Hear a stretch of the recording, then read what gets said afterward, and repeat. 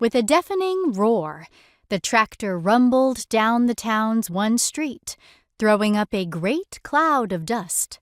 Behind the houses to her left and right, Lina could see rice paddies stretching all the way to the foot of the mountains, interrupted only by the occasional farmhouse.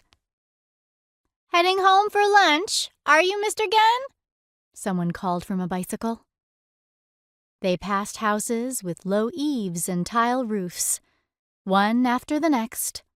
Lina had never ridden in a cart pulled by a tractor before and found she enjoyed it. But she still felt self-conscious when the occasional passerby saw her. She wanted to get out of town quickly.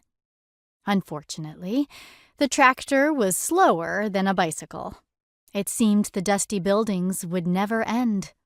And then finally, the paddy fields were all around, and she felt better. They chugged along between lush green rice stalks, the motor thundering and dirt from the road rising behind them.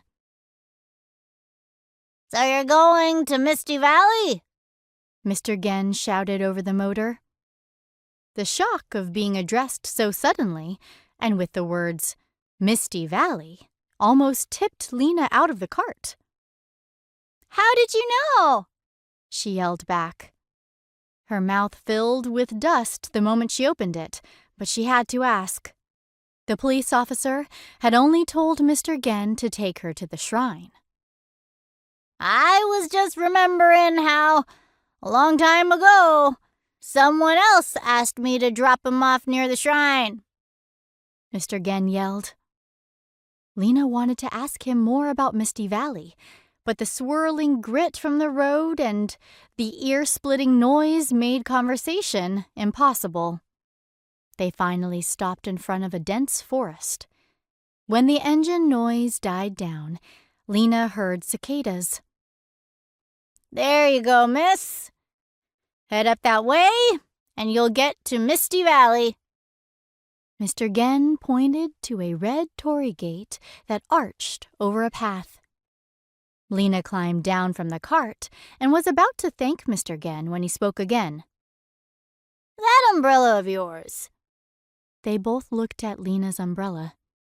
It was white with red polka dots, and the end of its handle was fashioned into a clown's smiling face.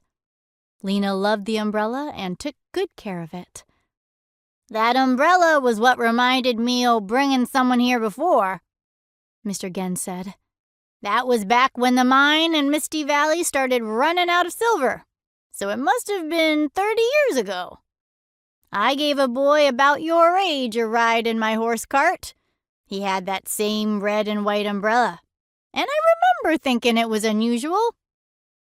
Mr. Genn looked from the umbrella back to Lina, remembering. "Yep, it was a healthy young'un, just like you," he said.